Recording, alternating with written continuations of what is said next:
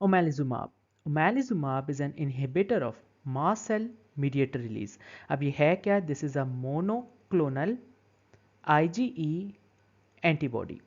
सो ये हमने खुद से बनाई हुई IgE एंटीबॉडी है। अब ये होता क्या है कि जो नॉर्मली एज़मा का पेशेंट होता है उसमें IgE एंटीबॉडीज़ होती हैं।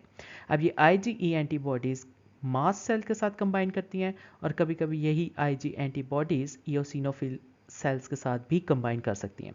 तो जब ये IgE मास्ट के साथ कंबाइन करती हैं तो उसके रिजल्ट में क्या होता है? मास्ट सेल्स की डीग्रैनुलेशन होती है, उसके अंदर जितने भी हिस्टामीन के पार्टिकल्स होते हैं वो रिलीज होते हैं। इसे हम कहते हैं मास्ट सेल मीडिएटर रिलीज।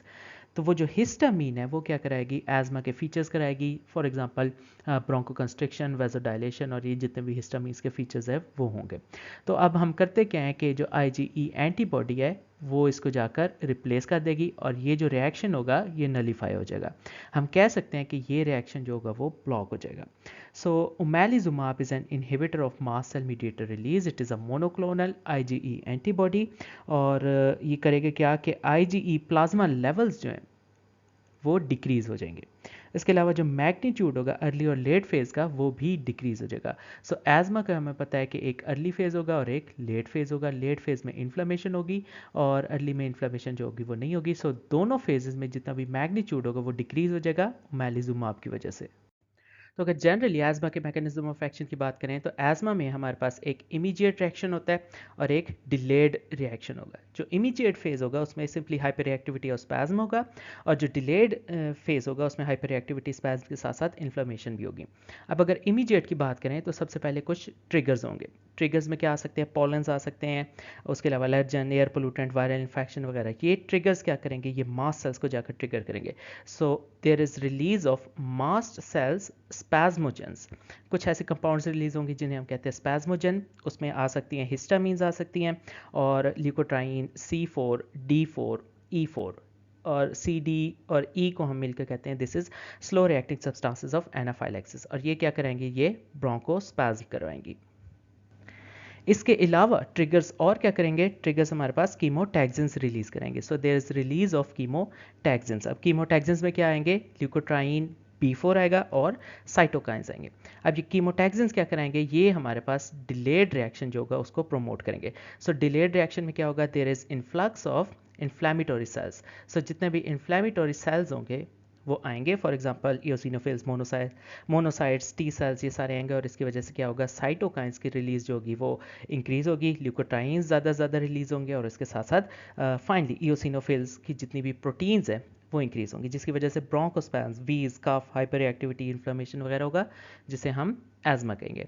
अब हर स्टेप के ऊपर कोई ना कोई ड्रग जो है वो एक्ट कर सकती है। फॉर एग्जांपल इस ब्रोंकोस्पैज्म को किस तरह ट्रीट करेंगे? जो ब्रोंकाई होते हैं उनके जो मसल्स होते हैं उसके ऊपर बीटा रिसेप्टर्स भी होते हैं, मस्कुरेनिक रिसेप्टर्स भी होते हैं। तो अगर हम β2 एगनिस्ट दे दें, फॉर एग्जांपल सालब्यूटामोल, सालमेट्रोल वगैरह, ठीक है, ये साबा भी हो सकते हैं और लाबा भी हो सकते हैं। शॉर्ट एक्टिंग β2 एगनिस्ट भी हो सकते हैं, लॉन्ग एक्टिंग β2 एगनिस्ट भी हो सकते हैं। तो इसकी वजह से हम एज़मा जो है वो रिवर्स कर सकते हैं। उसके अलावा मस्कुरेनिक ब्लॉकर्स जिसे हम कहें M3 ब्लॉकर्स, इपाटोपियम, ट्रियोट्रोपियम, एक्लिनिडियम, ये दे सकते हैं जिसकी वजह से एज़मा को रिवर्स कर सकते हैं। इसके अलावा फॉस्फोडाइएस्ट्रेज 4 इनहिबिटर्स जिसको थियोफाइलिन वगैरह कहते हैं, ये भी एज़मा को जो है वो रिवर्स कर सकता है। उसके अलावा हमारे पास मॉन्टिल्यूकास्ट हो सकता है। अब मॉन्टिल्यूकास्ट क्या करेगा? ये जो ल्यूकोट्राइन C4, D4, E4 है इसको जाकर रिसेप्टर को ब्लॉक कर देगा। अगर रिसेप्टर ब्लॉक कर देंगे तो उसमें मॉन्टिल्यूकास्ट, ज़ेफिरल्यूकास्ट आएगी जो कि cysteinyl leukotriene 1 receptor CYST LT1 receptors को ब्लॉक करेंगे।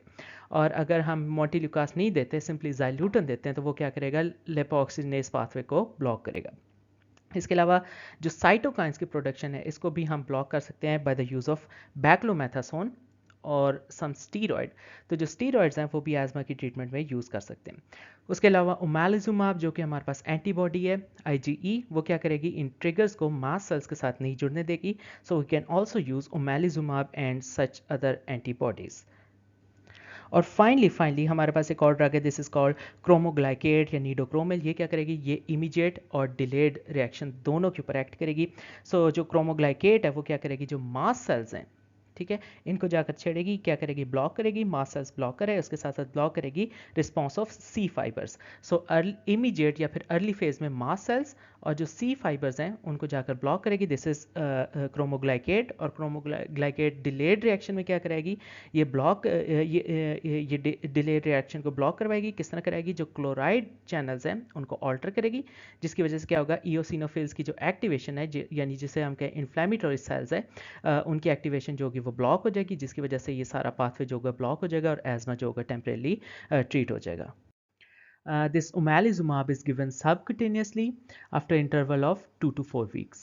तो ओमेलिजुमाब का क्लिनिकल यूज़ क्या है कि अगर कोई परसिस्टेंट एलर्जिक एज़मा है, कोई बहुत ही ढीठ किस्म का एज़मा है जो कि स्टीरॉइड्स और बीटा 2 एगनिस्ट से कंट्रोल नहीं हो रहा, बीटा 2 एगनिस्ट में लाबाज आ सकते हैं और साबाज आ सकते हैं। फॉर एग्जांपल कोई पेशेंट है, हम उसे लाबा दिए जा रहे हैं और स्टीरॉइड्स दिए जा रहे हैं और उसका जो एज़मा है that is persistent and allergic, तो इस केस में हम क्या कर सकते हैं, मोनोक्लोनल आईजीई एंटीबॉडी जिसे हम ओमेलिजुमाब कहते हैं वो यूज़ कर सकते हैं। और इसको यूज़ करने के लिए हमें बहुत ही एक्सपर्टीज़ चाहिए। टॉक्सिसिटी या साइड इफेक्ट्स क्या है, क्योंकि ये मोनोक्लोनल एंटीबॉडी या खुद से बनाई हुई एंटीबॉडी है, तो इसकी वजह से हाइपर सेंसिटिविटी रिएक्शन या इम्यूनोलॉजिकल रिएक्शन जो है वो हो सकते हैं। तो अगर बाकी ड्रग्स की बात करें जो कि एज़मा की ट्रीटमेंट में यूज़ हो सकते हैं, तो उसमें बीटा 2 एगनिस्ट आएंगी।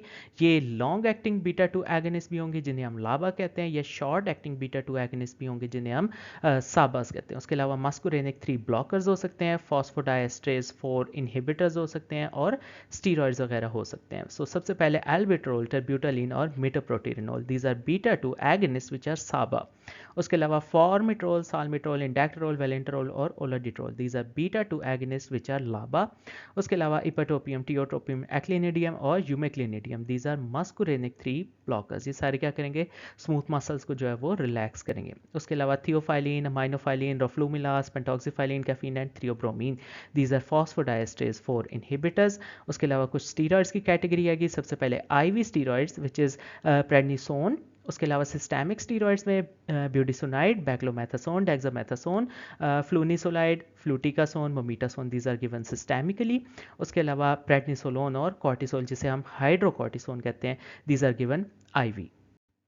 अगर कुछ और ड्रग्स की बात करें तो उसमें मॉन्टेल्यूकास, ज़ाइफिल्यूकास्ट है, these are leukotriene receptor blocker, जिसे हम कहते हैं सिस्टीन ल्यूकोट्राइन रिसेप्टर 1, ये इस रिसेप्टर को सिंपली ब्लॉक करेंगी। और अगर ज़ाइल्यूटन की बात करें तो ये लाइपोऑक्सीजनेस पाथवे को ही ब्लॉक करेगा, जिसकी वजह से आगे जितने भी ल्यूकोट्राइंस की प्रोडक्शन है वो फॉल कर जाएगी और एजमा जो है वो ट्रीट हो जाएगा। उसके अलावा कुछ और हमारे पास ड्रग्स हैं, जैसे इन्हें हम कहते हैं cromolyn, nedocromil, these are mast cells stabiliser, ये मास्ट सेल्स को स्टेबलाइज करेंगी और डिग्रैनुलेशन को प्रिवेंट करेंगी। Then we have omalizumab, dupilumab, reslizumab, benralizumab and mepolizumab. ये क्या है, ये हमारे पास एंटी आईजीई एंटीबॉडीज़ हैं।